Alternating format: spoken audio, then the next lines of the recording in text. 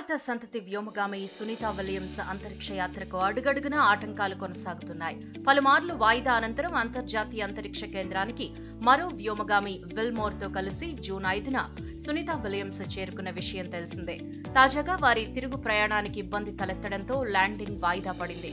10 రోజుల మిషన్ లో భాగంగా ISS కు చేరిన సునీతా, బారీ విల్మోర్ షెడ్యూల్ ప్రకారం జూన్ 14న భూమికి తిరుగు పయనం కావాల్సి ఉంది. కానీ బోయింగ్ స్టార్ లైనర్ వ్యోమనౌకలో సాంకేతిక సమస్యలు తలెత్తడంతో తిరుగు ప్రయాణం వాయిదా వేశారు. తర్వాత జూన్ 26న తిరుగు ప్రయాణానికి అమెరికా అంతరిక్ష పరిశోధన సంస్థ నాసా షెడ్యూల్ చేయగా తాజాగా మరోసారి ల్యాండింగ్ వాయిదా పడింది. అయితే కొత్త తేదీని ఇంకా ఖరారు చేయనప్పటికీ అన్ని అనుకూలిస్తే జూలై 2న ల్యాండింగ్ ఉండొచ్చని నాసా అంచనా వేస్తోంది. ఇక భారత సంతతికి చెందిన సునీతా విలియమ్స్ కి ఇది 3వ అంతరిక్ష యాత్ర. 1998లో నాసాకు ఎంపికైన ఆమె తొలిసారి 2006లో రోదసీ యాత్ర చేపట్టారు. తిరిగి 2012లో అంతరిక్షంలోకి వెళ్లొచ్చారు.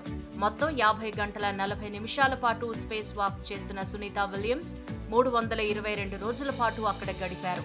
ఓసారి మ్యారథాన్ కూడా చేయటం విశేషం. సునీతా విలియమ్స్ తో పాటు ISS కు వెళ్లిన వ్యోమగామి Barry Butch Wilmore America navy test pilot. ఆయన 2000 సంవత్సరంలో నాసాకు ఎంపికవగా 2009, 2014లో అంతరిక్ష యాత్రలు చేశారు. అంతరిక్షంలో ఆయన 178 రోజుల పాటు గడిపారు.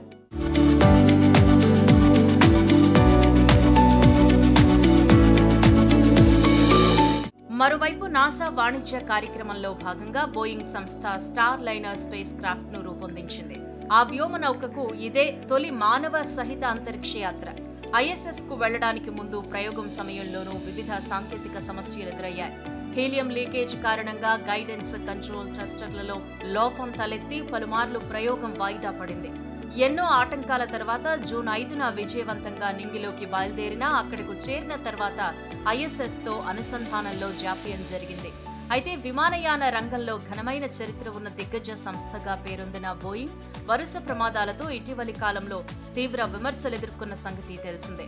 2018, 2019 సంవత్సరాల్లో బోయింగ్ 737 MAX విమానాలు ఘోర ప్రమాదానికి గురి కావడంతో పలు దేశాలకు చెందిన విమానయాన కంపెనీలు ఆ విమానాల వినియోగాన్ని నిషేధించాయి.